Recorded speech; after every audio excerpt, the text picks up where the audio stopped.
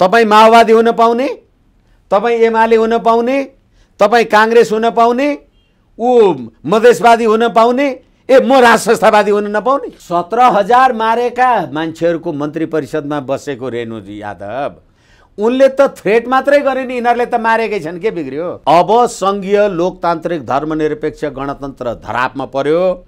अब सङ्घीय लोकतान्त्रिक धर्मनिरपेक्ष गणतन्त्र काम लाग्दैन। गणतन्त्र मान्नुहुन्छ, गणतन्त्र भने राष्ट्रपति मान्ने न हो। म गणतन्त्र मान्दिनँ भनेको राज संस्था मान्ने हो। तपाईलाई गणतन्त्र मान्ने छुट छ, मलाई राज संस्था मान्ने छुट छैन भनेको। म मेरो विचार र अभिव्यक्तिको स्वतन्त्रतालाई लिएर जनतामा जान्छु। जनता साराले मलाई भोट दिए भने राज संस्थावादीलाई भोट दिन पाउँदैनस् भन्ने यो अधिकार छ निर्वाचन आयोगलाई। को निर्वाचन आयोग? उहाँहरूले मधेस यो प्रदेश 2 मात्रै हो भने होइन, यो सुरुवात प्रदेश 2 हो। त्यसैले मधेसको लागि मधेस इज नट नेपाल भन्ने कुरालाई अगाडि बढाउनका लागि यो मधेस प्रदेश। त्रै संसारमा एउटा यस्तो देश देख्नुभयो होला, अस्ति 27 गते श्री 5 ज्ञानेन्द्र जिन्दाबाद भनेर पृथ्वीनारायण शाहको शालिगमा आएका छन्। तत्काल राष्ट्रपति आएर पृथ्वीनारायण शाहको शालिगमा एउटा देशमा राष्ट्रपति र राजा दुईटै देख्नुभयो नि तपाईँले। प्रदेश नम्बर 2 मा मधेस प्रदेश नाम राखेकोमा तपाईँको सहमति छ अथवा विमति छ? गम्भीर असहमति छ। किन? बिहार मधेस हो कि होइन? होइन। बङ्गाल मधेस हो कि होइन? झापा मधेस हो कि होइन? महेन्द्रनगर मधेस हो कि होइन? शरद सिंह भण्डारीले भनेको 68/6/9 गते 68/6/9 गते यो भन्दाखेरि 22वटा मधेस चाहिँ टुक्रिन्छ भनेको कुरालाई, त्यसलाई मूर्त रूप दिनको लागि अहिले तपाईँले मधेस प्रदेश देश सिक्किमीकरण हुँदैछ, फिजीकरण हुँदैछ। म गणतन्त्रको विचार राख्छु, तपाईँ राजतन्त्रको विचार राख्नुहुन्छ। अब संविधानले राजतन्त्र भन्न पाइँदैन भनेर कहाँ लेखेको छ? कहाँ लेखेको छ मलाई भन्नुहोस् न। गिरीश चन्द्र आफैले के भने यो हाम्रो मधेस मुद्दालाई सम्बोधन गरेको प्रतिवेदन सार्वजनिक भएन भने मधेस नेपाल रहँदैन भनेको थिएन। श्रृङ्खला हेर्नुहोस् न 68 सालदेखि। भनेपछि अवस्था गम्भीर छ। दर्शकवृन्द नमस्कार, चुरो कुरोमा तपाईँलाई हार्दिक स्वागत छ। हामी आज चुरो कुरोमा राष्ट्रिय प्रजातन्त्र पार्टीले आफ्नो दलको विधानमा राज संस्था र हिन्दू राष्ट्र लेखेको विषयमा र झन्डामा गाई चिन्ह राखेको विषयमा निर्वाचन आयोगले ध्यानाकर्षण गराएको छ। राष्ट्रिय प्रजातन्त्र पार्टीलाई पत्र पठाएर आफ्नो विधानबाट हिन्दू राष्ट्र राज संस्था हटाउन र झन्डामा रहेको गाई चिन्ह हटाउन निर्देशन दिएको छ। यति मात्रै छैन कुरो, यो पत्र निर्वाचन आयोगले राष्ट्रिय प्रजातन्त्र पार्टीलाई माघ 2 गते पठाएको, तर आजसम्म निकै आशा गरिएका भनिएका राष्ट्रिय प्रजातन्त्र पार्टीका अध्यक्ष, जसको चौतर्फी प्रशंसा भयो, राजेन्द्र लिङ्गदेनले किन लुकाएर राखे र बल्ल सार्वजनिक गरे भन्ने अर्को एउटा अहम र यक्ष प्रश्न उब्जिएको छ। राष्ट्रिय प्रजातन्त्र पार्टीका पूर्व अध्यक्ष कमल थापाले त प्रश्न उठाएका छन्, यो विषय पार्टीले किन लुकाएर राख्यो, यो पत्र किन सार्वजनिक गरेन, यो घोर आपत्तिको कुरा छ र निर्वाचन आयोगले यसरी निर्देशन दिएको पनि घोर आपत्तिको कुरा छ भनेर उनले प्रश्न उठाएका छन्। राष्ट्रिय प्रजातन्त्र पार्टीमा के कानुनविदहरू नभएका हुन्? राष्ट्रिय प्रजातन्त्र पार्टीलाई यो संविधानको प्रतिकूल छ भन्ने कुरा थाहा नभएको हो? किन राष्ट्रिय प्रजातन्त्र पार्टीले हिन्दू राष्ट्र, राज संस्था र झन्डामा गाई चिन्ह राख्यो त? यो आज हामी जान्ने प्रयास गर्नेछौँ। सँगसँगै प्रदेश नम्बर 2 ले राजपत्र जारी गर्यो, राजपत्रमा चुच्चे नक्सा गायब भयो। प्रदेश नम्बर 2 मै पुगेर नेपाल सरकारको सङ्घीय मन्त्री रेणु यादवले नरसंहार गर्ने समेत उद्घोष गरिन्। उनले सिके राउतको नरसंहार गर्ने भनिरहँदा आजसम्म प्रधानमन्त्रीले मन्त्रीको राजीनामाका लागि किन पहल गरेनन्, प्रधानमन्त्री किन बोलेनन्, यो एउटा अर्को अचम्मको विषय छ। सँगै मोदीले लिपुलेकमा सडक निर्माणको कार्य जारी छ भन्दा नेपाल सरकारले लिपुलेक कालापानी हाम्रो हो मात्रै भनेर पुग्छ, किन कुटनीतिक पहल भएन? यो विषयमा जान्न आज हामी वरिष्ठ अधिवक्ता एवं राजनीतिक विश्लेषक विष्णु भट्टराईसँग संवाद गर्दैछौँ। सबभन्दा पहिले म चुरो कुरोमा विष्णु भट्टराईलाई स्वागत गर्छु। तपाईँलाई चुरो कुरोमा हार्दिक स्वागत छ। हजुर धन्यवाद। तपाईँ वरिष्ठ अधिवक्ता एउटा परिचय हो, तपाईँ राजनीतिक विश्लेषक अर्को परिचय हो, तपाईँको अर्को परिचय राष्ट्रिय प्रजातन्त्र पार्टीको नेता पनि हो। तपाईँ गएको महाधिवेशनमा केन्द्रीय सदस्य पदमा तपाईँ लड्नु भएको थियो। आज राष्ट्रिय प्रजातन्त्रमा पार्टीमाथि गम्भीर प्रश्न उठेको छ। त्यसकारण दुईटा कुरामा म तपाईँसँग यसको ध्यानाकर्षण गराउन चाहन्छु। एउटा राष्ट्रिय प्रजातन्त्र पार्टीको नेता, अर्को कानुनविद। राष्ट्रिय प्रजातन्त्र पार्टीले संविधानको प्रतिकूल हुने गरी, संविधानको बर्खिलाप हुने गरी विधानमा राज संस्था, हिन्दू राष्ट्र र झन्डामा गाई चिन्ह राख्न पाइन्छ? मैले यहाँबाट सुरु गरेँ। धन्यवाद। पहिलो कुरा त यो देशका संवैधानिक संस्थाहरू कसले चलाउँछ भन्ने कौतूहलता लाग्छ मलाई एक्लै। यही राष्ट्रिय प्रजातन्त्र पार्टीको निर्वाचन चिन्ह गाई, राष्ट्रिय प्रजातन्त्र पार्टी नेपालले गाई चुनाव चिन्ह राखेर हामी निर्वाचन लडेर संविधान सभामा चौथो शक्ति भएको होइन। निर्वाचन आयोग थियो कि थिएन त्यतिखेर? त्यतिखेर गाई थियो कि थिएन? त्यतिखेर राष्ट्रिय प्रजातन्त्र पार्टी थियो कि थिएन? अनि त्यही 23 जना संसद सदस्यहरू, संविधान सभा सदस्यहरू भएर ती 23 जना मान्छे उप प्रधानमन्त्री लगायत मन्त्रीहरू भएर देश चल्याउ गयो। तर संविधान जारी भएको थिएन नि त त्यति बेला। अब तपाईले संविधानको कुरा गर्नुहुन्छ। संविधान कसले बनायो? सार्वभौम सम्पन्न व्यवस्थापिका संसदले। एकैछिन, संविधान सभाले बनायो। त्यो संविधान बनाउँदाखेरि राष्ट्रिय प्रजातन्त्र पार्टी राजनीतिक दल संविधान सभामा उपस्थित छ कि छैन? छ, सत्तामा छ, सरकारमा छ। अब तपाईले भनेको कुरालाई ध्यानाकर्षण गर्ने प्रयोजनको लागि यो संविधानमा तपाईले के लेख्नुभयो? यसको प्रस्तावना सार्वभौम नेपाली जनता भनेर लेख्नुभयो। सार्वभौम सत्ता नेपाली सम्पन्न नेपाली जनतालाई तपाईले राजा भन्न पाउनुहुन्छ, तैँले राजा भन्न पाउँदैनस् भन्ने तपाईको? तपाई मलाई आदेश दिनेको संविधान होइन, संविधानले भनेन। मैले तपाईलाई फेरि भन्दैछु, सार्वभौम सत्ता सम्पन्न नेपाली जनता। म सार्वभौम सत्ता सम्पन्न नेपाली जनता, तपाई कांग्रेस एमाले र माओवादी भएर गणतन्त्रको लागि भोट माग्न पाउने, चुनाव लड्न पाउने। म सार्वभौम सत्ता सम्पन्न नेपाली जनता भनेर मैले राज संस्था, हिन्दू राष्ट्र भन्न नपाउने तपाईको? तर संविधानको धारा 269 को मा राजनीतिक दल सम्बन्धी ऐन 2073 को अनुकूल हुने देखिएन। होइन, एक हतार, हामी हतार नगरौँ। यो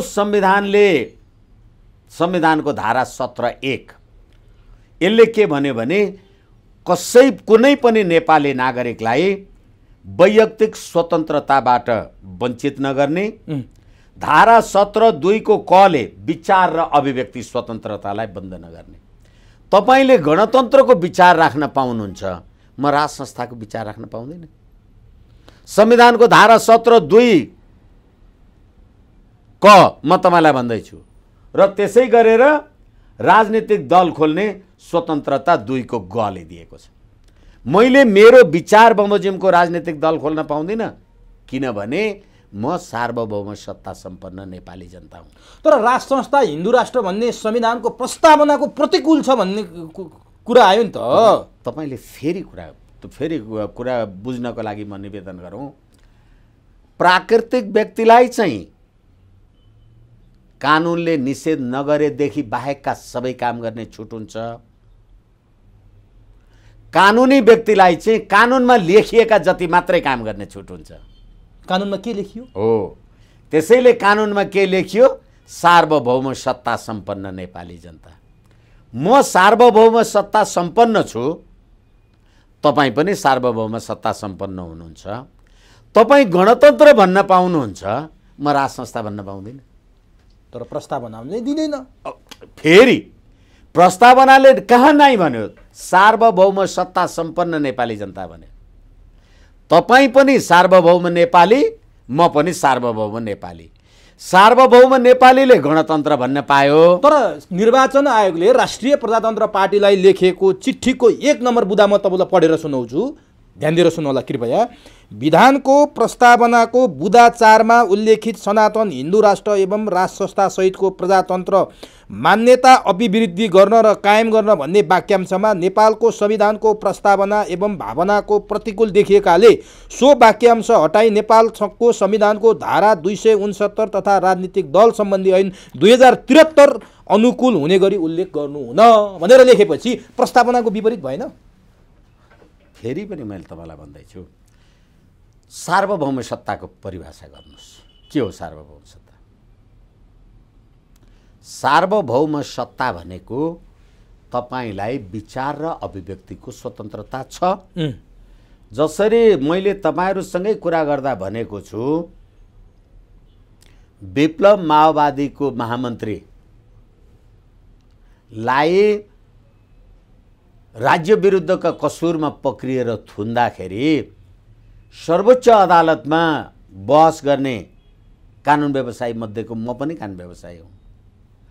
त्यतिखेर होइन यो विप्लव र कुनै पनि राजनीतिक दललाई प्रतिबन्ध लगाउन पाइने छैन भन्ने वैधानिक व्यवस्था छ, भन्ने संविधानमा व्यवस्था छ। तर विप्लवको राजनीतिक दल दर्तै छैन भनेदेखि सरकारले के प्रतिबन्ध लगाए त श्रीमान? प्रतिबन्ध लगायो भने राजनीतिक दल छ, राजनीतिक दललाई र फेरि अर्को कुरा चाहिँ म पनि आम सञ्चारको पत्रकारहरूलाई बुझ्नका लागि फेरि मैले निवेदन गर्छु, तपाईलाई विचार र अभिव्यक्तिको स्वतन्त्रता छ। म गणतन्त्रको विचार राख्छु, तपाईँ राजतन्त्रको विचार राख्नुहुन्छ। अब संविधानले राजतन्त्र भन्न पाइँदैन भनेर कहाँ लेखेको छ? कहाँ लेखेको छ मलाई भन्नुहोस् न। र फेरि त्यति मात्रै होइन, अहिले तपाईँले धारा 269 धारा 270 भन्नुहुन्छ। धारा 269 को व्यवस्था तपाईँ सुन्नुहोस्। 269 को व्यवस्था हाम्रो के छ भने कि यो संविधानले दल गठन सञ्चालन र दलको विचारधारा, दर्शन र कार्यक्रम प्रति जनसाधारणको समर्थन र सहयोग, सुन्दै जानुस् है, प्राप्त गर्नका लागि त्यसको प्रचार र प्रसार गर्ने कार्यमा कुनै प्रतिबन्ध लगाउने गरी बनाइएको कानुन वा गरिएको कुनै व्यवस्था वा निर्णय यो संविधानको प्रतिकूल मानिनेछ र स्वतः मान्य हुन्छ। के हो त्यो भने? मेरो विचारधारा र मेरो दर्शनमा तपाईँ प्रतिबन्ध लगाउने? वाह, यो संविधान। त्यसो भए एकछिन अब फेरि मैले तपाईँलाई 270 को 1 भने, अब 2 सुन्नुहोस्। कुनै एउटै राजनीतिक दल वा एकै किसिमको राजनीतिक विचारधारा वा दर्शन वा कार्यक्रम भएका व्यक्तिहरूले मात्र निर्वाचन, देशको राजनीतिक प्रणाली वा राज्य व्यवस्था सञ्चालनमा भाग लिन पाउने वा सम्मिलित हुन पाउने गरी बनाइएको कानुन वा गरिएको कुनै व्यवस्था वा निर्णय यो संविधानको प्रतिकूल मानिनेछ र स्वतः मान्य हुन्छ। मैले एउटै राजनीतिक दल, गणतन्त्रवादी मात्रै भन्ने, अरू भन्न पाइँदैन भन्न पाउँछ निर्वाचन आयोग? हो, यसै कारणले गर्दाखेरि तपाईलाई विचार र अभिव्यक्तिको स्वतन्त्रता छ र म मेरो विचार र अभिव्यक्तिको स्वतन्त्रतालाई लिएर जनतामा जान्छु। जनता साराले मलाई भोट दिए भने राज संस्थावादीलाई भोट दिन पाउँदैनस् भन्ने यो अधिकार छ निर्वाचन आयोगलाई? को निर्वाचन आयोग? किन यसो गर्यो? हो, यसै कारण अब फेरि पनि म तपाईँलाई भन्छु, कुनै एउटै राजनीतिक दल वा एकै किसिमको राजनीतिक विचारधारा, तपाईँ माओवादी हुन पाउने, तपाईँ एमाले हुन पाउने, तपाईँ काङ्ग्रेस हुन पाउने, ऊ मधेसवादी हुन पाउने, म राज संस्थावादी हुन नपाउने। अनि धर्मनिरपेक्षता लेखेको संविधानमा हिन्दू राष्ट्रको वकालत गरेर राजनीति गर्न पाइन्छ? फेरि अब हेर्नुहोस्, हिन्दू राष्ट्रको संविधानको धारा 26, यो संविधानको धारा 26 ले के भन्छ भनेदेखि तपाईले आफूले मानिआएको धार्मिक सिद्धान्त आधारमा आफ्नो धर्म, काम, कार्यवाही, गतिविधि गर्न पाउनुहुन्छ र त्यसमाथि प्रतिबन्ध लगाउने गरी बनाएको कानुन चाहिँ गलत हुन्छ। म हिन्दू हुँ भने, हिन्दू राष्ट्र चाहिन्छ भने, तपाईँले धर्मनिरपेक्ष चाहिन्छ भन्नुभयो, उसले क्रिस्चियन चाहिन्छ भने, तपाईँ देख्नुहुन्न यहाँ क्रिस्चियनहरूको पनि जुलुस भएको क्रिसमस डेमा, अनि धर्मनिरपेक्षमा जुलुस लगाउन पाइन्छ भन्ने तपाईँ? फेरि अर्को कुरा सुन्नुहोस्, तपाईँले यो संविधानको धारा 5 मा के लेख्नुभयो? राष्ट्रिय हित भनेको के हो? नेपालको सार्वभौम सत्ता, स्वतन्त्रता, भौगोलिक अखण्डता, राष्ट्रियता, स्वाधीनता, स्वाभिमान, नेपालीको हक हितको रक्षा, सिमानाको सुरक्षा, आर्थिक समुन्नति र समृद्धि नेपालको राष्ट्रिय हितको आधारभूत विषय हुन्छ भने मैले संवैधानिक राष्ट्र संस्था, हिन्दू राष्ट्र, अखण्ड नेपाल भनेर यो राष्ट्रिय हितको विरुद्ध भयो। निर्वाचन आयोग किन जुर्मुरायो त यो राष्ट्रिय प्रजातन्त्र पार्टीको विधानको विषयमा? यसैले तपाईले गणतन्त्रको निरङ्कुशता लाद्ने प्रयास नगर्नुहोस्। तपाईँ एकछिनलाई मान्नुहोस्, अहिले तपाईँ एकैछिन हिजो राज संस्था हुँदाखेरि गणतन्त्रमा जान्छौ भनेर विधानमा कुनै दलले लेखेर निर्वाचन आयोगमा दल दर्ता गर्न पाउँथे? एकछिनलाई मान्नुहोस्, हिजोको संविधानमा भन्न पाइँदैन भन्ने लेखेको थियो होला, अहिलेको संविधानमा पाइँदैन भन्ने देखाउनुहोस्। त्यसो भए निर्वाचन आयोग के लहरमा लाग्यो कि प्रस्तावनाको विपरीत भयो भनेर? एकछिन न,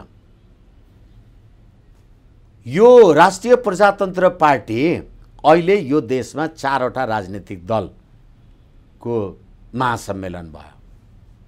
मन्सिर 10 गते चितवनमा राष्ट्रिय प्रजातन्त्र पार्टीको अध्यक्षले गएर के भाषण गर्यो गरेन मलाई थाहा छैन, तर राष्ट्रिय प्रजातन्त्र पार्टी, संवैधानिक राष्ट्र संस्था, हिन्दू राष्ट्र, अखण्ड नेपालको अध्यक्षले त भाषण गर्यो हो। नेपाली काङ्ग्रेसको गणतन्त्रवादीको महाधिवेशनमा अहिलेको राष्ट्रिय प्रजातन्त्र पार्टीको अध्यक्षले गएर भाषण गर्यो। अनि नेकपा माओवादीको पार्टी अधिवेशनमा गएर संवैधानिक राष्ट्र संस्था, हिन्दू राष्ट्र, अखण्ड नेपाल भन्ने मान्छेले भाषण गर्यो। कुनै पार्टीलाई संवैधानिक राष्ट्र संस्था, हिन्दू राष्ट्र र अखण्ड नेपालको विरोधै छैन। निर्वाचन आयोगले किन विरोध गरे? हो, फेरि पनि मैले तपाईँलाई भने यो कुरा सम्झाउनलाई अलिकति गाह्रो हुन्छ। कुनै एउटै राजनीतिक दल, संविधानको धारा 270, कुनै एउटै राजनीतिक दल वा एकै किसिमको राजनीतिक विचारधारा मात्रै भन्न पाइँदैन। एउटै मात्रै राजनीतिक विचारधारा भन्न पाउँदैन। तर राज संस्था भन्न पनि त पाइँदैन। एकैछिन, एउटै विचारधारा मात्रै भन्न पाउनुहुन्न। तपाईले काङ्ग्रेस भन्न पाउनुहुन्छ, तपाईले कम्युनिस्ट भन्न पाउनुहुन्छ, तपाईले मधेसवादी भन्न पाउनुहुन्छ, मैले राज संस्थावादी भन्न पाउँदिनँ। एउटै विचारधारा तपाईले लाद्न पाउँदै पाउनु। तर संविधानको धाराले पाइयो। ल, तपाईले उल्लेख गरेको संविधानको धारा 70 को उपधारा कति? 270। 270 को 1-2 ले त्यो भन्यो। अनि यो निर्वाचन आयोगले पढेन छ। यसै कारण अब तपाईले यदि भिन्न विचारधाराको राजनीतिक शक्तिलाई निर्वाचनमा भाग लिन दिनुहुन्न भने यो देशका सम्पूर्ण नेपाली जनता जो संवैधानिक राष्ट्र संस्थामा विश्वास राख्छन्, अस्ति पुस 27 गते तपाईले हेर्नुभयो होला राजा ज्ञानेन्द्र आउँदाखेरि, ती जनताहरूले मत कहाँ हाल्ने? तिनीहरूले भोटबाट वञ्चित गर्ने षड्यन्त्र मान्नुहुन्छ तपाईँ? यो एकछिन चोरो कुरो भने ती नेपाली जनताको राजकीय सत्ता र सम्प्रभु सत्ता छ कि छैन? तिनीहरूले आफ्नो राजनीतिक सत्ता, सम्प्रभु सत्ता र राजकीय सत्ता प्रयोग गरेर मतदान गर्न पाउने अधिकारबाट वञ्चित गर्ने तपाईँको होइन भने तपाईँले के ठान्नु भएको छ कि तपाईँको गणतन्त्रवादीहरूले मात्रै भोट हाल्ने, अरू राज संस्थावादी मान्छे नेपाली जनता होइनन् भने आयो तपाईँले? भनेपछि संविधानको प्रतिकूल हुने गरी राष्ट्रिय प्रजातन्त्र पार्टीको विधान भयो र निर्वाचन आयोगले दर्ता गरिएन भने, कुनै मूल्यमा हैन गरिएन भने निर्वाचन आयोगले त पत्र काट्यो नि त। अब राष्ट्रिय प्रजातन्त्र पार्टीले त्यो सच्याएन र दल दर्ता गरिएन भने तपाईहरुले के गर्नुहुन्छ? हो, यसै कारणले गर्दाखेरि हामी निर्वाचनमा नेपाली जनताको अभिमत लिनलाई जान्छौं। जानै नसक्ने भइदियो भने एकैछिनलाई मान्नुहोस्, टेक्निकल्ली हिजोको राज्य व्यवस्थाको कुरा गर्नुभयो तपाईले। पञ्चायती व्यवस्थामा त बहुदल त थिएन नि, दल त भन्न पाइँदैन थियो। तर रुख सूर्य हँसी हातौडाबाट चुनाव लड्न पनि पाइँदैन थियो। तर के भनेदेखि आज त्यो निर्दलीय संविधान कहाँ पुग्यो? कसले उल्टायो? यिनीहरूले उल्टाए। एकछिन नेपाली जनताले भन्नुस् न, जनताका प्रतिनिधि हुन् त यी। एकछिन भन्नुस्, जनता भएर न प्रतिनिधि हुन्छन्। त्यसैले नेपाली जनताको सम्प्रभु सत्ता मैले कुनै राजनीतिक दल खोल्न पाउने स्वतन्त्रता, मैले प्रतिनिधि सभा विघटनको मुद्दामा संविधान संशोधनको विषय संविधानको धारा 274 लाई सम्मानित इजलास समक्ष पढेर निवेदन गरेको छु। संविधानको धारा 274 को व्यवस्था के छ भनेदेखि नेपालको अखण्डता, सार्वभौम सत्ता, नेपाली जनताको स्वाधीनता अथवा नेपाली हक हित भन्दा बाहेक अरू सम्पूर्ण कुरामा यो संविधानको संशोधन हुन सक्छ भनेपछि संघीय लोकतान्त्रिक धर्मनिरपेक्ष गणतन्त्र कहाँ संस्थागत भयो? गणतन्त्रको विरुद्धमा बोल्न पाइँदैन भनेर कहाँ लेखा छ भनेको? होइन, त्यो पो लेखा छैन त। तर राज संस्था र हिन्दू राष्ट्र बोल्न पाइँदैन भन्ने त प्रस्तावनामै छ नि। पाइँदैन भनेको छैन। फेरि म तपाईँलाई भन्दैछु, नेपाली जनताको राजकीय सत्ता र सम्प्रभु सत्ता, सम्प्रभु सत्तालाई तपाईँ यो भन्न पाउँछस्, यो भन्न पाउँदैनस् भन्ने तपाईँको। यसै कारणले सम्प्रभु सत्ताको अर्थ यदि हामीले बुझ्नलाई तलमाथि परेन भने सम्प्रभु सम्पन्न नेपाली जनतालाई कसैले प्रश्न उठाउन पाउँदैन। त्यसो भए निर्वाचन आयोगले पत्र काट्यो राष्ट्रिय प्रजातन्त्र पार्टीलाई, यो विषय भनेर। अझै अर्को विषय छ, राष्ट्रिय जनावर गाईलाई तपाईँहरूले झन्डामा राख्नुभयो। हो, मैले सुरुमा पनि निवेदन गरेँ, राष्ट्रिय जनावर गाई, त्यसो त धर्मनिरपेक्ष देशमा गाई काट्न पाइन्छ भनेर पनि त राजनीतिक दलहरू चलेका छन्। मङ्गोल होप नेसनल अर्गनाइजेसन जस्ता आङ्कामी शेर्पाहरू त राष्ट्रिय जनावर गाई काट्न पाइन्छ भनेर चाहिँ भन्न पाइन्छ? त्यो त पक्राउ गरिरहेछ सरकारले, काट्नेहरू पक्राउ परिरहेछन्। एकैछिन। यसै कारणले गर्दाखेरि तपाईँले धर्मनिरपेक्ष देशमा बिफ, गाई गोरुको मासु चाहिँ खान पाइने अनि गाई चाहिँ काट्न नपाइने भने चाहिँ गाई गोरु नकाटिकन मासु चाहिँ हुन्छ के भनेको? र फेरि यही निर्वाचन आयोग हामीले राष्ट्रिय प्रजातन्त्र पार्टी नेपालको तर्फबाट गाई चुनाव चिन्ह लिएर चुनाव लडेर त हामी संविधान सभामा चौथो राजनीतिक शक्ति होइन। त्यो त मैले भने त त्यति बेला त संविधान जारी भएको थिएन। दलहरू चुनाव चिन्हबाट लडेर गएपछि 2072 असोज 3 गते संविधान जारी भयो। एकैछिन।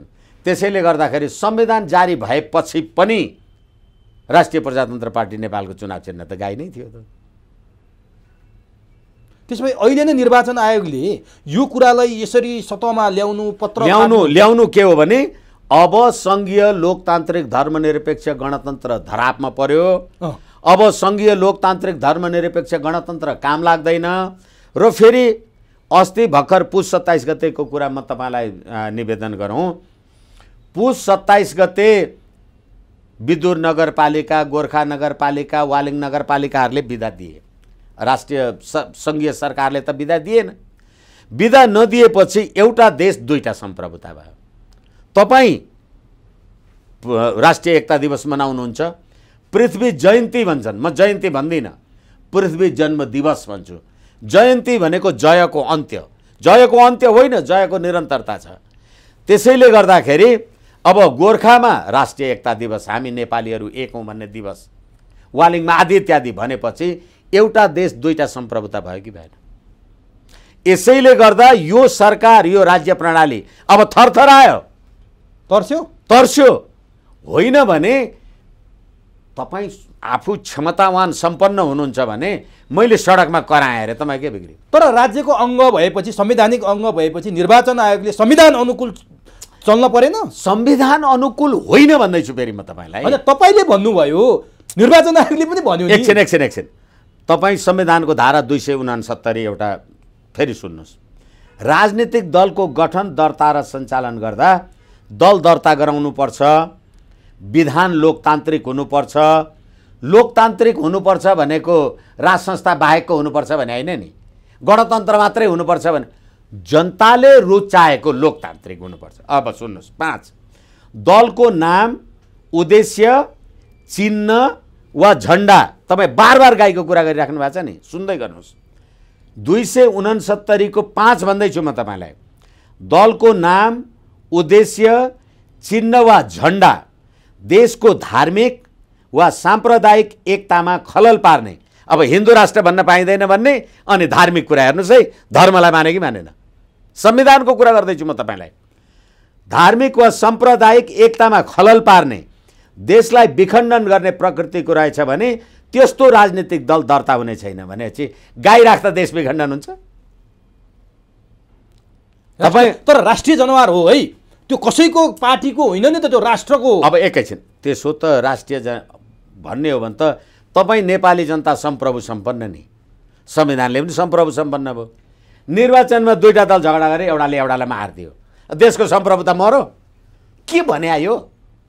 त्यसो भए तपाईँहरूलाई घेराबन्दीमा पार्न खोजिँदैछ? मलाई घेराबन्दी राष्ट्रिय प्रजातन्त्र पार्टीलाई होइन, राष्ट्रिय प्रजातन्त्र पार्टीलाई मलाई होइन, किनभने यो राज्य प्रणाली अब 15 वर्ष पुग्दा नपुग्दा यो धर्म रह्यो, थरथर काँप्यो। किनभने तपाईँले मात्रै संसारमा एउटा यस्तो देश देख्नुभयो होला, अस्ति 27 गते श्री 5 ज्ञानेन्द्र जिन्दाबाद भनेर पृथ्वीनारायण शाहको शालिगमा आएका छन्।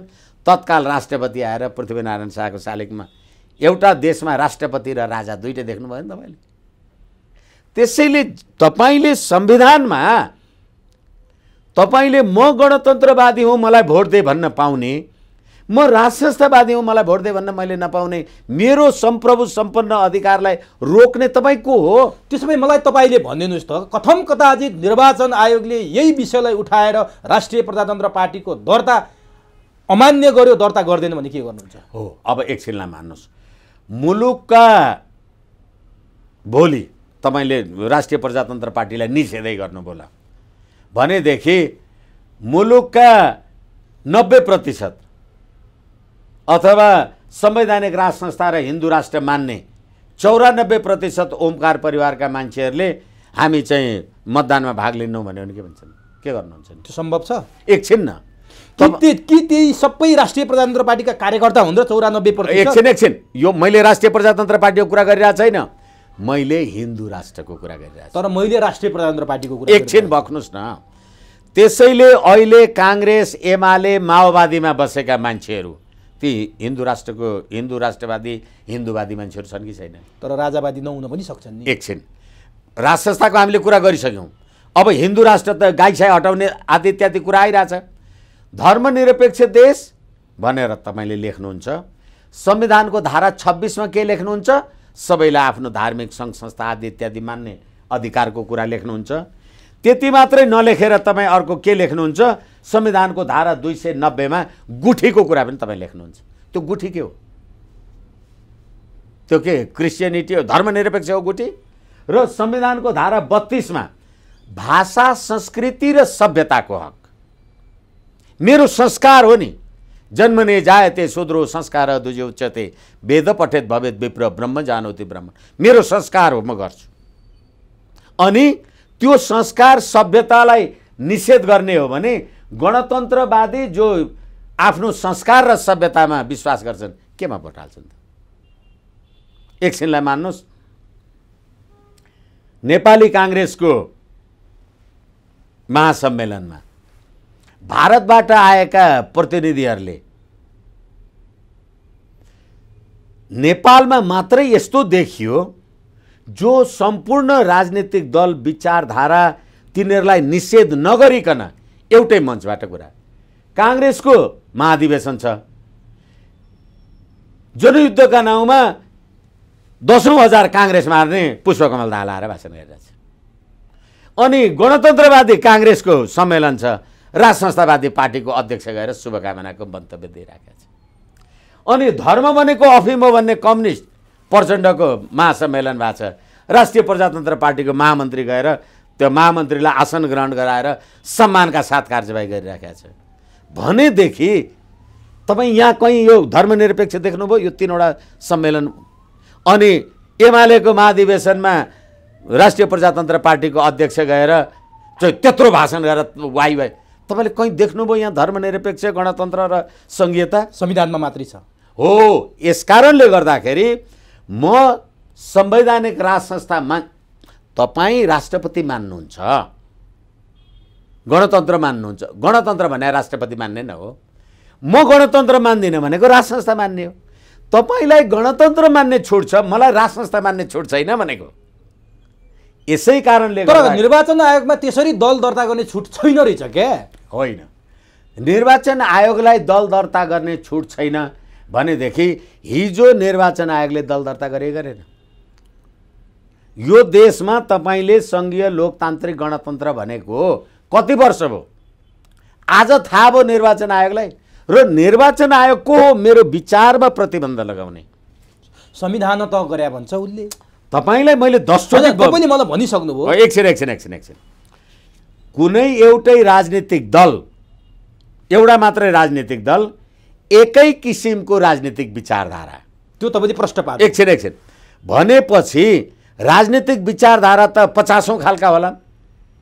संवैधानिक राज संस्थै भन्दाखेरि पनि कसैले संसदभित्रको राजा भन्लान्, कसैले राजाले संसदमा गएर शपथ ग्रहण गर्ने भन्लान्। त्यसो भए यस्तो भन्न सकिन्छ हरेक धारामा विवाद मात्रै निम्त्याउने यो संविधान असफल भयो। यो संविधान सफल कहिले देख्नुभयो तपाईँले? कार्यान्वयनको चरणमा छ, सफल गराउन थालेका छौँ भन्छन् त दलहरू। हो, त्यसै कारणले दुई चोटि प्रतिनिधि सभा विघटन भएर परमादेशले सरकार बनेको तपाईँले हेर्नुभयो होला भनेदेखि। अनि अहिले धर्मनिरपेक्ष देशको प्रधानमन्त्रीले राम अयोध्या जन्मभूमि त चितवनको माडीमा देख्छ त, अनि पशुपतिमा त अर्बौंको सुनको जलहरी कम्युनिस्ट, त्यो अर्बौं सम्पत्ति कहाँबाट आयो? नेपाली पैसा होइन।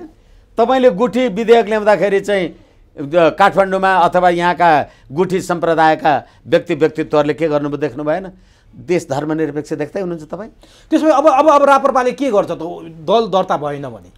राष्ट्रिय प्रजातन्त्र पार्टीले यसको कानुनी, संवैधानिक र राजनीतिक निकास खोज्नुपर्छ। यदि पाउनु भएन भने यो होइन, मलाई तपाईँ निर्वाचनमा जानबाट रोक्ने को हो?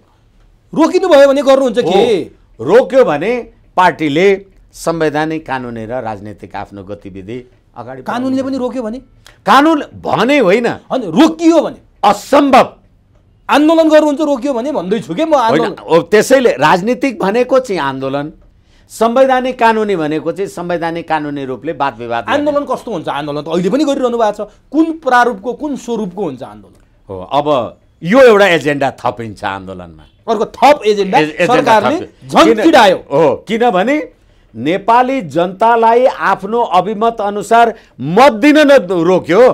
ठिक छ, यो त तपाईँको आन्दोलनको एजेन्डा भयो। प्रश्न उठ्यो राष्ट्रिय प्रजातन्त्र पार्टीमाथि कहाँनिर भने अब त युवा नेतृत्व आयो, जनजातिको छोरो आयो, राज संस्थाको कुरा गर्छ। कमल थापाले त भित्रभित्रै राज संस्था बेचेको थियो, गणतन्त्रवादी थियो, क्रिस्चियनवादी थियो कमल थापा, सांसद बेचेको थियो कमल थापाले भनेर निकै प्रश्न उठ्यो। तर राजेन्द्र लिङ्गदेन अध्यक्षमा आइसकेपछि माघको 2 गते निर्वाचन आयोगले पठाएको पत्र हिजोसम्म किन गोप्य राखियो? राजेन्द्र लिङ्गदेनले त्यो बोल्ने हिम्मत किन गरेनन्?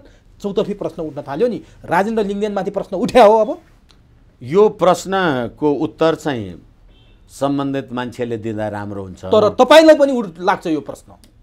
मलाई यो प्रश्न यस कारणले लाग्दैन, म सैद्धान्तिक रूपले राष्ट्रिय प्रजातन्त्र पार्टीसँग आबद्ध छु, यसमा विवादै भएन।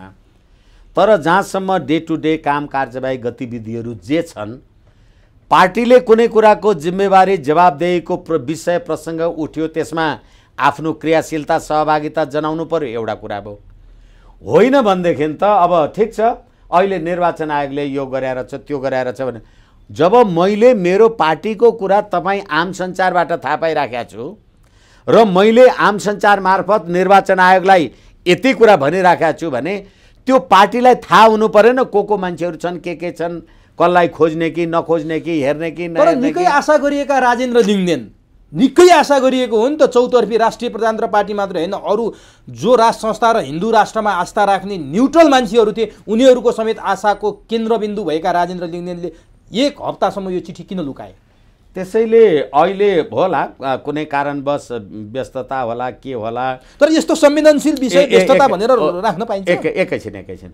त्यसैले गर्दाखेरि उहाँहरू आफ्नो होमवर्क केही गर्दै हुनु होला र बोल्दाखेरि क्षमताका साथ कुरा राख्ने भनेर उहाँहरूको आफ्नो चाहिँ कार्यदलले काम गरिराखेको छ कि अहिले म चाहिँ बेनिफिट अफ डाउटफुलनेस, यो सबै कुराले गर्दाखेरि यो यसलाई पार्टीले जिम्मेवारीपूर्वक लिएको छ र यसबारेमा पार्टीले उनीहरूले प्रत्याहार गरेका मानेका कानुन व्यवसायीहरूसँग परामर्श गर्दै होलान्। तपाईँ पनि त कानुन व्यवसायी पनि हो नि त। एकछिन पक्नुहोस् न, त हामी कानुन व्यवसायी 20 जना खोलाउँ, तर तपाईँले पत्याएको चाहिँ रामप्रसाद रहेछ भने त मलाई सोध्नुहुन्न नि। एकछिन यसै कारणले गर्दा उहाँहरूले आफ्नो निकटमा रहेका कानुन व्यवसायी, कानुनका ज्ञाता, राजनीतिक क्षेत्रका व्यक्तित्वहरूसँग यसबारेमा निरन्तर। तपाईँले एउटा कुरा भनौँ, कमल थापा जो अध्यक्षमा पराजित हुनुभयो, उहाँले सार्वजनिक गरेपछि पनि बल्ल सञ्चार माध्यमहरूले भेटाए।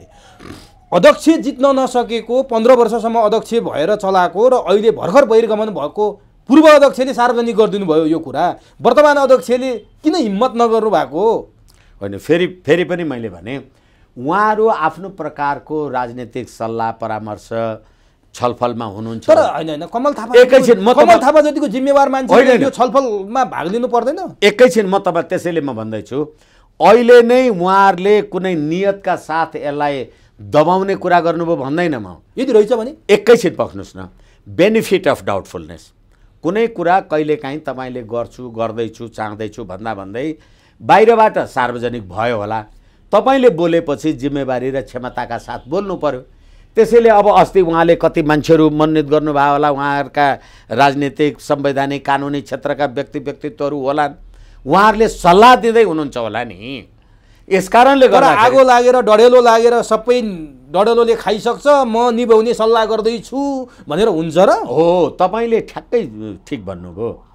तपाईँ चाहिँ मेरो घरमा आगो लाग्या देखिराख्नु भएको छ, म चाहिँ महल बनाउँदैछु भनेर बसिरहेको छु, तपाईँले के गर्दैन त? तर टाउको दुखाइ त हुँदो रहेछ त हाम्रो पनि। एकैछिन, त्यसै कारणले गर्दाखेरि जसलाई डढिराखेको छ उसलाई अनुमान छैन भने अब हामीले त के भन्नु? तर यहाँनिर कस्तो लाग्यो भने राप्रपामा डढेलो लागेको छ, ल ठिक छ, घरमा डढेलो लागेको छ, निरो के अरे रोम जलिरहेछ, निरो बाँसुरी बजाइरहेछन् भने जस्तो, यस्तो अवस्थामा पनि राजेन्द्र लिङ्गदेल अरू विषयमा बोल्छन्, अरूका महाधिवेशनमा गएर चर्का कुरा गर्छन्, अरूलाई चोर देख्छन्, आफ्नै पार्टीभित्र डढेलो लागेको देख्दैनन् भने आशा गर्ने ठाउँ छ अब राजेन्द्र लिङ्गदेलमा?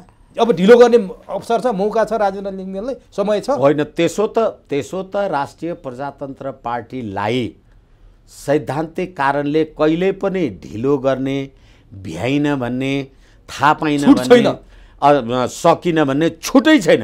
यत्रो राज्य व्यवस्थाको विरुद्धमा हामीहरू एउटा राजनीतिक सङ्गठन संस्था खोलेर बसिरहेका छौँ भने फेरि पनि मैले तपाईँलाई निवेदन गरेँ, धेरै जानकार वरिष्ठ व्यक्तित्वहरू। यो त तपाईँले औपचारिकताको लागि बोलिरहनु भएको छ क्या, वास्तविकता कुरा बोलिदिनु न। होइन, अनि औपचारिक कुरा वास्तविक नभएर अनौपचारिक कुरा वास्तविक हुन्छ र भने? होइन, पन्छिनलाई बोले जस्तो लाग्यो। जानेर तपाईँ प्रष्ट बोल्ने मान्छे हो, तपाईँले राजेन्द्र लिङ्गदेलमाथि आशा छ अब?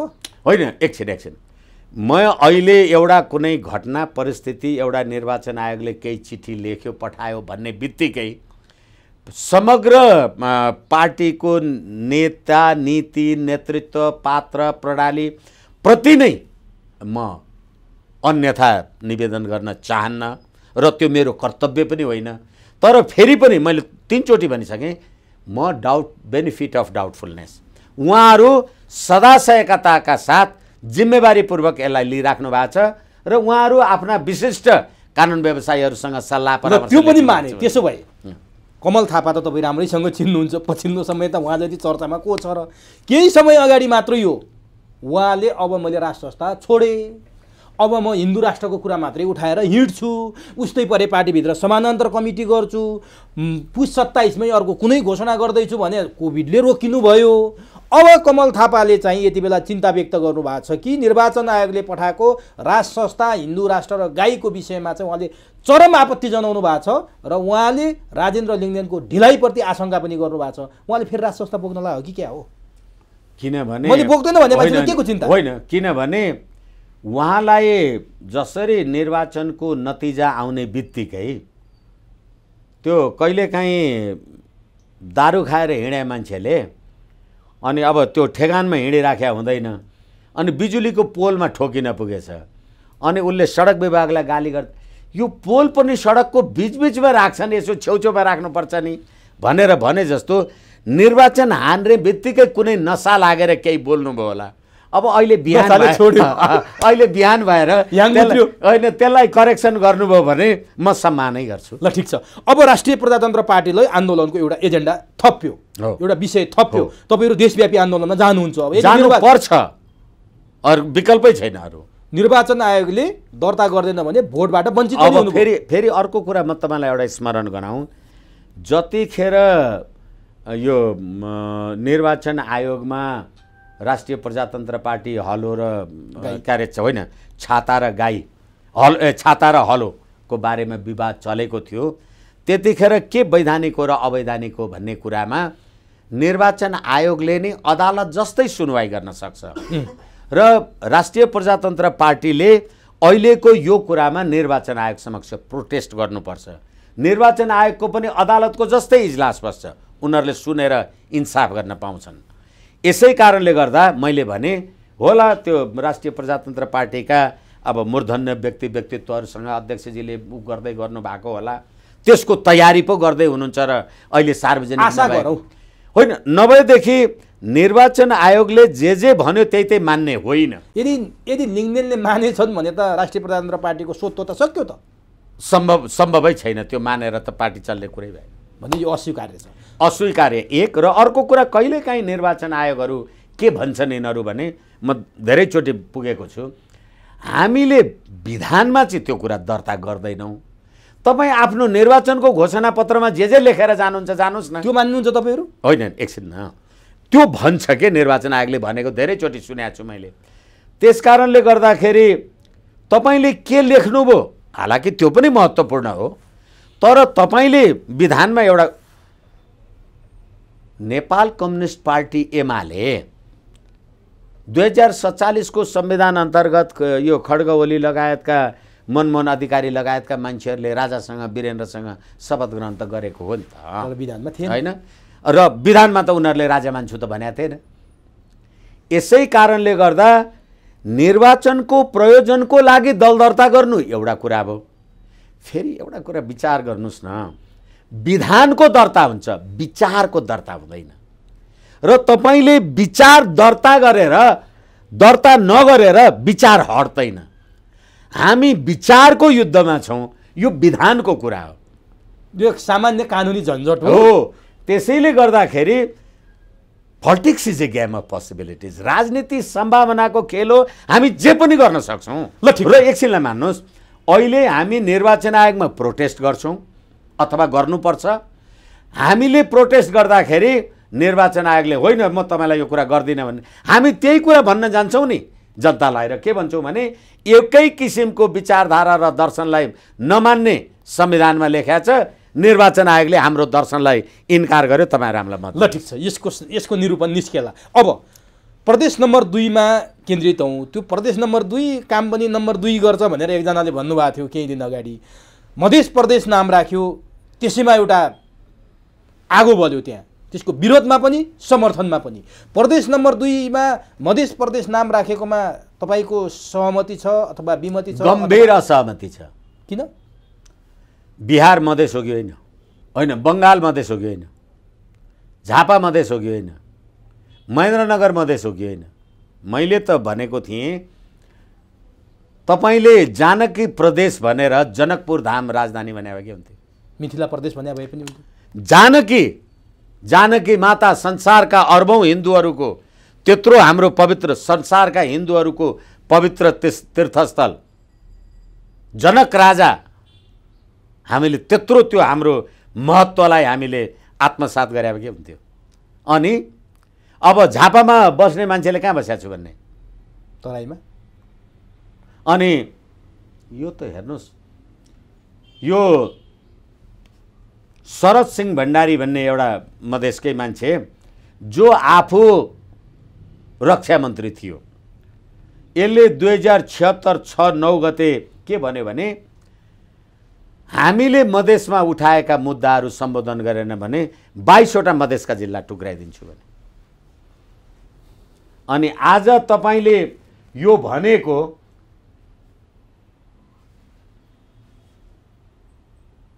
सात आठ वर्ष पछाडि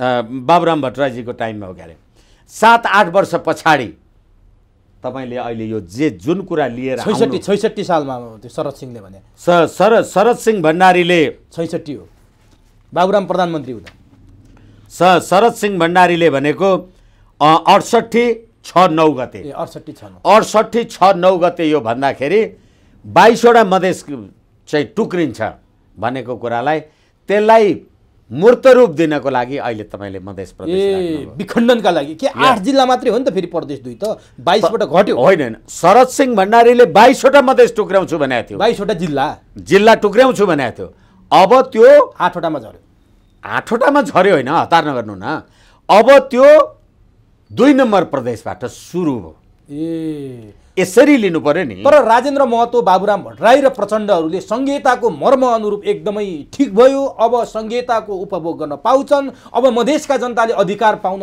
सुरुवात गरे ढोका खुल्यो एकछिन तपाईँले देश रह्यो भने अधिकार पाउनु होला देशै रहेन भने के पाउनुहुन्छ तपाईँ हुनुभयो भने कालो ज्याकेट रातो ज्याकेट अथवा दौरा सुरुवाल प्यान्ट कोट जे लाउनुहुन्छ लाउनु होला तपाईँ नै हुने कि नहुने भन्ने प्रश्न आयो भने के लाउनु तर नामले टुक्रिने र नामले जोगिने भन्ने कुरा हुन्छ हो त्यसैले मैले भने बिहार मधेस हो कि होइन भने हो अनि बिहार र यो जनकपुर अथवा अहिलेको हाम्रो 2 नम्बर मधेस कसरी अलग गर्नुहुन्छ भने त्यो बिहारसँग मिलाउने खेल हो यो नभएदेखि तपाईँले जानकी प्रदेश राख्दा के हुन्थ्यो अनि नामैले टुक्रिने हो र भने क्या ए राखे बी राखे सी राखे यो कहिले काहीँ पीडा लाग्छ भने नेपाल भनेको नामैले भूगोलबाट बेग्लै भए होइन नाम त हो नि होइन भनेदेखि माटो यही हो हावा त्यही हो आँप त्यही हो लिची त्यही हो मान्छे त्यही नै हुन् यो भारत यो नेपाल यो पाकिस्तान यो अफगानिस्तान नामैले त हुन्छ नि सबै कुरा भनेपछि अब तराईका मेचीदेखि महाकालीसम्मका अरू जिल्ला छोडेर अब मधेस भनेको प्रदेश 2 मात्रै भयो होइन त 8वटा जिल्ला मात्रै अब होइन उहाँहरूले मधेस यो प्रदेश 2 मात्रै हो भने होइन यो सुरुवात प्रदेश 2 हो त्यसैले मधेसको लागि मधेस इज नट नेपाल भन्ने कुरालाई अगाडि बढाउनका लागि यो मधेस प्रदेश त डरलाग्दो भयो त अनि रोक्ने कसरी अब रहर लाग्दो हुनेलाई डर लाग्दो त्यही त रहर लाग्दो हुनेहरूलाई त मलाई लाग्छ यो मधेस आन्दोलनको बारेमा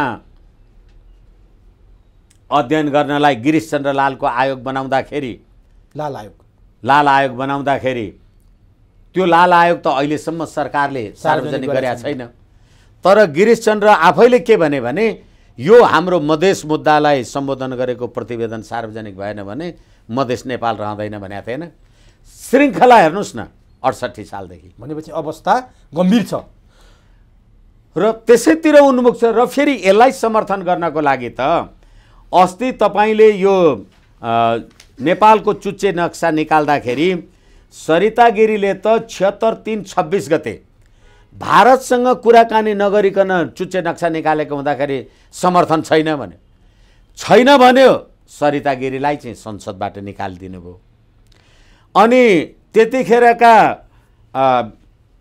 एन्ड्रयू स्पास्की बेलायती नेपालका लागि बेलायती राजदूत उनले धर्मनिरपेक्ष लेख्नुपर्छ संविधानमा भन्दा उनलाई चाहिँ बढी बोल्यो भनेर फिर्ता पठाइयो संविधानमा चाहिँ लेखियो नि ठिक त्यसै गरेर अहिले सरिता गिरीले अस्ति नेपालको चुच्चे नक्सा निकाल्दा जे भनेकी थिइन् त्यही कुरालाई बल पुर्याउनका लागि प्रदेश नम्बर 2 को राजपत्रमा चुच्चे नक्सा नै छैन अनि प्रदेश नम्बर 2 बनाएपछि अब चुच्चे नक्सा हट्यो यो के हो यो त्यसैले म तपाईलाई भन्दैछु प्रदेश नम्बर 2 निकालेपछि मधेस प्रदेश निकालेपछि चुच्चे नक्सा निकालियो अघि मैले तपाईलाई भने एउटा देश दुईटा सम्प्रभुता एउटा देश दुईटा नक्सा एउटा देश दुईटा नक्सा त्यसैले सम्प्रभुता अब लिपुलेक लिम्पियाधुरा र कालेपानीको टिङ्कर र छाङ्रुमा हाम्रो जुन जनगणना भएको छैन अब यी मधेस प्रदेशहरूले त इन्डियन हुन् भन्छन् नि त लिपुलेकमा सडक खन्ने क्रम जारी छ भनेर मोदी बोल्छन् सरकार चु गरेर बोल्दैन किन हो किनभनेदेखि मेरी बिल्ली मुजी से म्याउ 12 बुँदे समझदारीदेखि लिएर सम्पूर्ण मेरो खाने मेरो विरुद्धमा बोल्ने के आँट छ भने अनि म त यो यही देशको प्रधानमन्त्री हो राष्ट्रघाती हुला र भन्छन् त शेरबहादुर यही देशको प्रधानमन्त्रीको 5 दलीय गठबन्धनको पुष्पकमल दाहाल, म पनि यही देशको पूर्व प्रधानमन्त्री हुँ, राष्ट्रघाती होला र एमसिसी संशोधन नगरी त पास हुँदैन भने यी सधैँ छन् कि खुस्किया छन् यिनीहरू? यिनीहरूको कुरा गऱ्यो भने त आफू बौलाइएला भन्ने पेर भइसक्यो। अब नि त्यसो हो भने सरकारले मोदीको विषयमा कूटनीतिक पहल गरेन, मन्त्री परिषदको बैठकले त्यो भूमि हाम्रै यो मात्रै भन्यो, त्यति गरे पुग्छ? जनता पनि कस्ता जनता हामी हेर्नु त। हो, त्यसै कारण हामीले धेरैचोटि एकअर्कामा यो संवाद गर्दाखेरि जनताको क्रियाशील सहभागिता बिना कुनै पनि कुरालाई करेक्सन गर्न सकिँदैन। होइन भने तपाईँ मनपरी गरिरहनुहुन्छ, म हेरेर ताली बजाइरहन्छु। हामी कता जाँदैछौँ? देश कता जाँदैछ? भविष्य के छ नेपालको, नेपाली जनताको? देश तराईमाम भइसक्यो। होइन, देश सिक्किमीकरण हुँदैछ, फिजीकरण हुँदैछ र एक देश, यही देशको यही प्रधानमन्त्रीले नेतृत्व गरेको यही सरकारले भदौ 14 गते एमसिसीलाई पत्र लेखेर नेपालको राष्ट्रियता प्रश्न नम्बर 11 नेपालको सम्प्रभुता अमेरिकाको पोल्टामा गयो भनेर चिठी लेखे नि त। अब तपाईँ सम्प्रभुता खोज्दै हुनुहुन्छ। अब अहिले चुच्चे नक्सा गयो नि त। अब तपाईँ 22वटा मधेस टुक्राउँछु भन्ने शरद सिंह भण्डारीलाई अस्ति त हटाउनु भएर त्यो 68 सालमा त, अहिले 78मा आएपछि त तपाईँ त्यसैलाई कार्यान्वयन गर्दै हुनुहुन्छ नि त। गिरीशचन्द्र लालको रिपोर्ट तपाईँ हेर्दै र मधेस प्रदेशको लागि त सीके राउतले मधेस इज नट नेपाल भन्ने र फेरि अहिले त्यो रेणु यादव भन्नेले त नरसंहारको कुरा गरियो त त्यही गएर। ए बाबा, खै त मन्त्रीलाई हटाएको, खै त राजीनामा दिएको। 17,000 मारेका मान्छेहरूको मन्त्री परिषदमा बसेको रेणु यादव, उनले त थ्रेट मात्रै गरे नि, यिनीहरूले त मारेकै छन्, के बिग्रियो? तर राजीनामा त मागेकै छ, एमाले मागेको छ। प्रधानमन्त्री चु गरेर बोल्दैनन्। हिजो शेरबहादुर तामाङको एउटा जिब्रो अलिअलि लरबराउँदा मन्त्रीबाट रुँदै रुँदै राजीनामा दिएको थिए। नैतिकता हुँदैन? मान्छे मार्न पाइन्छ भन्न पाइन्छ मन्त्रीले? सङ्घीय सरकारको मन्त्रीले एउटा कार्यक्रममा गएर मान्छे मार्छु भन्न पाइन्छ? अनि तपाईँ के बाख्रा मारेर मन्त्री भए? तपाईँ मान्छे मारेर जब सत्तामा आउनु भएको छ, अब म कुकुर मार्छु भनेर कसले भन्छ त? ल ठिक छ, म अन्तिममा एउटा प्रश्न सोध्छु। प्रधानमन्त्री शेरबहादुर देउवाको केही दिन अगाडि एउटा सम्बोधन आयो देशवासीका नाममा। त्यहाँ एमसिसीको बारेमा उल्लेख छैन, लिपुलेकको बारेमा उल्लेख छैन, सिटामोल नपाइएको बारेमा उल्लेख छैन, महत्त्वपूर्ण केही पनि उल्लेख छैन। खालि यति किलोमिटर बाटो कालोपत्री गरे। यस्ता बेतुक्का देशवासीका सम्बोधनले के दिन्छ? महत्त्वपूर्ण विषय उठाएको खोइ? यो जिज्ञासा अघि हामीले भर्खरै अगाडि हामीले छलफल गरेको कुरालाई प्रमाणित गर्छ। म के राष्ट्रघाती हुँ र एमसिसी पास गर्छु, अथवा म चाहिँ राष्ट्रवादी होइन र यो सब कुरा गर्छु भनेपछि यी प्रमाणित भयो नि। देशवासीका नाउँमा एमसिसीमा बोल्ने हिम्मत, चुँ गर्ने हिम्मत रहेन रहेछ। लिपुलेकको बारेमा बोले खोइ? एकैछिन, एमसिसीको बारेमा नेपाली जनता अगाडि चुँ गर्ने हैसियत रहेन रहेछ तिमी प्रधानमन्त्रीको, अनि तिमीले नेपाली जनताका अगाडि यो बोल्नै सकेनौ। अब राष्ट्रघाती रहेछ, प्रमाणित भयो। अर्को कुरा, लिपुलेक, लिम्पियाधुरा र कालापानीमा त्यो टिङ्कर र छाङ्रुमा त जनगणना भएन नि, खोइ बोले? त्यसबारेमा तिमीले बोलेनौ भने तिमी नरेन्द्र मोदीको सेवक रहेछौ, फेरि पनि प्रमाणित भयो। अनि अब त्यति मात्रै होइन, एमसिसी लागू भएको ठाउँमा नेपालको कानुन लागू हुँदैन भनेर अमेरिकाको कानुन लागू हुन्छ भने चाहिँ एउटा देश दुई तरह सम्प्रभु, यसमा फेरि प्रमाणित भयो। अस्ति पुस 27 गते जुन स्थानीय नगरपालिकाहरूले बिदा सिदा दिएर राष्ट्रिय एकता दिवस मनाए, तिमीहरूले जुन पृथ्वीनारायण शाहको शालिगमा लात्ताले हानेर यो राज्य व्यवस्था ल्याएका थियौ र त्यही पृथ्वीनारायण शाहको शालिगमा लात्ताले हान्ने बाबुराम भट्टराईलाई भोट दिने तिनै गोर्खाका मान्छेहरू राष्ट्रिय एकता दिवसको दिन धुमधामसँग त्यो चाड मनाउँछन्। यसकारणले गर्दा जनताको क्रियाशीलता र यो राज्य प्रणाली राष्ट्रघाती राज्य प्रणाली हो भन्ने कुरा प्रमाणित भयो। हस्, समय दिनुभयो, अत्यन्त महत्त्वपूर्ण भनाइ राखिदिनु भयो, यसका लागि हार्दिक धन्यवाद। हस्, धन्यवाद, नमस्ते।